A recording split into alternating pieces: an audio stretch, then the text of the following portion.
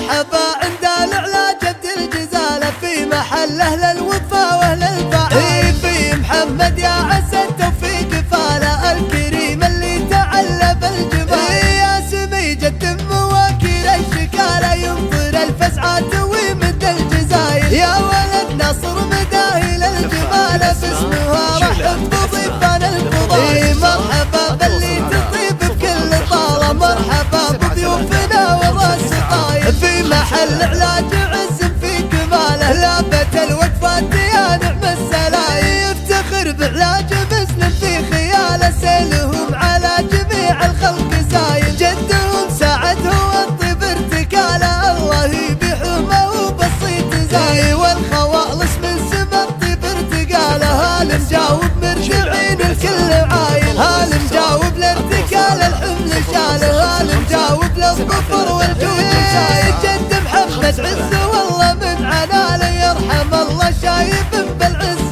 جايل. من هل العطفة تطيب بكل حاله هم رشاية الفخر والشك زايل. الرشيد كل ميقف احتمال مثل برق على رأس المخايل. والولد لطاف من عمه وخالط طفسي يا محمد وتزهق على طايل. مرحبا عند الإعلى جد الجزالة في محل أهل الوفا وأهل الفعال. في محمد يا عسى التوفيق فاله الكريم اللي تعلى بالجمال. يا سمي جد مواكيل الشكالة ينطر الفزعات ويمد الجزايل. يا ولد ناصر مداهي للجمال باسمها رحب بضيفان الفضائل. مرحبا باللي تطيب بكل طالة مرحبا بضيوفنا والراس طايل. في محل علاج عز في كماله لابت الوقفات يا نعم السلايل. يفتخر بعلاج مسلم في خياله سيلهم على جميع الخلق